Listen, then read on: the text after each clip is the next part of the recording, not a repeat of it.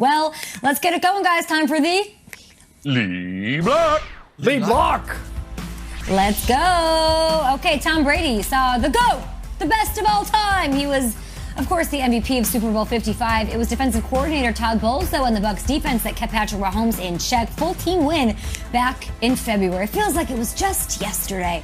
So, as we all know, 22 starters, all 22 on both sides of the ball, getting back to Tampa Bay. What does Todd Bowles say is the Bucs' mentality for 2021? I don't think we can go back to last year. You have to go forward to this year. Even with 22 guys, it's still a different team. You know, it's a different team. We've tweaked some things for us to get better at. We know some things that hurt us. So as a team, we have to re-gel and redo our chemistry and everything else and try to get better from there and start from the bottom up. I think if you go into the season saying that we're top dog, we've already lost. I mean, we've already lost. We're starting at the bottom and we're going to work our way back up. They are starting at the bottom. Insert a Sean O'Hara Drake reference at some point in this segment. Peter, what is the Buccaneers' biggest obstacle in their quest to repeat?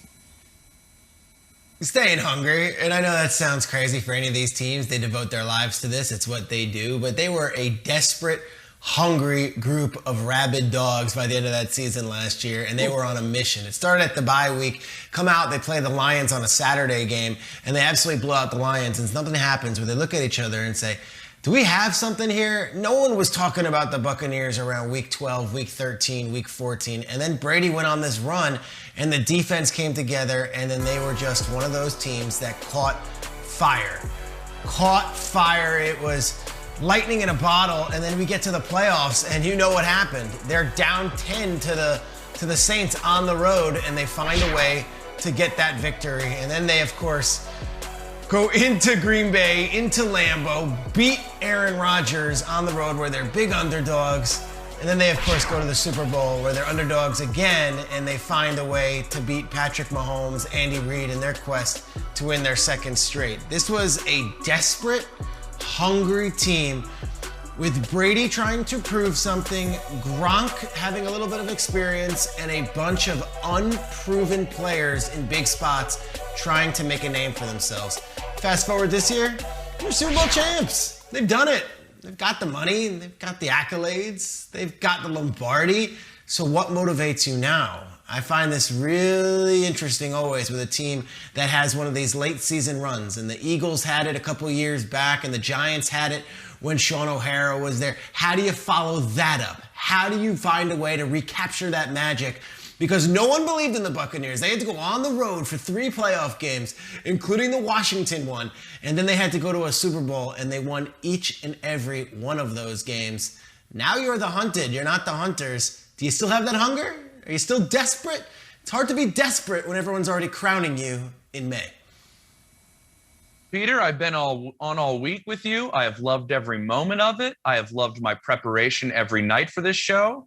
I love trying to come up with different ways to talk about every topic, including Aaron Rodgers, every day. This was the toughest question I was asked all week because everything lines up for them to be repeat champions of the Super Bowl. And you look at, as we've all mentioned, the 22 starters. How about the schedule? It's extremely favorable for them with one playoff team in the first 6 games. Down the stretch, as Peter mentioned, they played all those games on the road in the postseason. This year, they finished with the Saints. We don't know what they are without Drew Brees.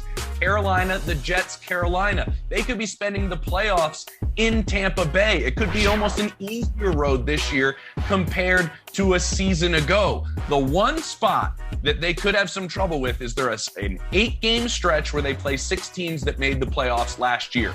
How do they manage expectations during that time period? It was expectations, health, and history were the 3 things, Sean, that I came up with. Expectations, how do you manage these lofty ones that we have for them? The health was a big thing for them last year. Vita Vea missed a long stretch with the ankle. That was really about it. They remained remarkably healthy. And then history. You look at how few teams have gone back-to-back in the history of the NFL. It's only happened 4 times since I've been alive. It's happened 8 times total. But at the same time, they have the guy who did it last. They have Tom Brady. He knows what it takes to do it. So it's just a very difficult opportunity to have right there in front of you. The history is maybe an issue. The health is something that you really can't control. And the expectations is something they're going to have to manage. Those are the three things, Sean, I stayed up all night trying to come up with because this team sure looks dang good. What's up, Max? Well, I tell you, Jimmy Palmtrees, Tom Coughlin would be thrilled to hear you say that you loved the preparation, and then you go with health and history. So I'm going to call it Preparation H. Good for you, buddy. Listen, I think when you look at the biggest obstacle, all right, Kay, I'm going to pay off your Drake request early here on the show. Look, started at the bottom, now we're here. Started at the bottom, now my whole team is here. That's exactly what the Bucs have. So the biggest obstacle is, can you bring the guys back? They did that. They're the first team to ever bring all 22 starters back. When you have success and you win a Super Bowl, sometimes that success is so hard to handle because players go elsewhere. They get bigger contracts. They move on. You have to replace guys. The Bucs haven't had to do that, and it's almost mind-boggling. But it's also, it just goes to show how much people want to play with Tom Brady.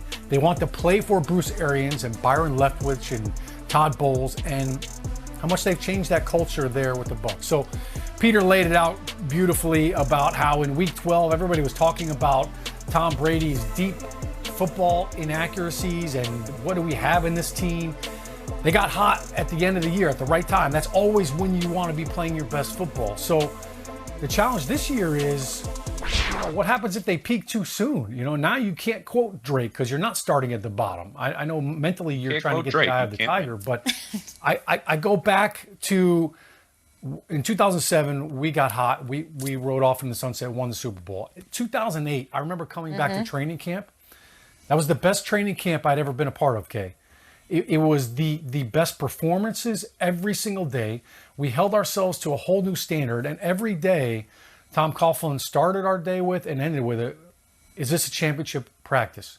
Is this a world championship Super Bowl performance in practice, in meetings, every single day? So our standard of excellence was unlike any other training camp I'd ever been a part of. We obviously went on a roll that year, started out 11-1 until some unfortunate things happened and things fell apart at the end of the year. So you got to be playing your best football in November, December, get hot at the right time. That's what they did. They had 8 straight wins. They racked them up with the number 3 offense, the number 6 defense. They didn't even win their division last year, and they went on that roll, bringing everybody back. I would say it's, the biggest threat, the biggest obstacle and challenge is Aaron Rodgers returning to Green Bay, getting this done, getting a deal done, and returning to the Packers. That is, in my opinion, the only team in the NFC that can really do damage or hold their weight against this juggernaut returning 22 on both sides. Even their defense, Green Bay's defense. We had our guy D'Angelo Hall yesterday talking about Jair Alexander. Like, this is a defense that picked off Tom Brady a bunch, when they played each other. So I think if Aaron Rodgers does not go back to Green Bay and ends up in Denver, it's got to be whatever team is strong enough out of the AFC, whether it's the Chiefs or the Bills or the Ravens or whoever. But in the NFC, I love the Saints, you guys know it, but it's got to be Rodgers returning to the Packers. If he doesn't, it just makes things a little bit easier for the Bucs to spoil everything for the rest of the NFL. All right, it is Feel Good Friday. If you're a Bucs fan, always. If you are an NFL fan, it is today. We're starting a long weekend here. We're doing this every Friday, and we are putting it to you. So whether it's an NFL player, a coach, a team, a fan base, who should be feeling good right now? Hit us up at GMFB on Twitter, and we will talk about whatever you want to talk about.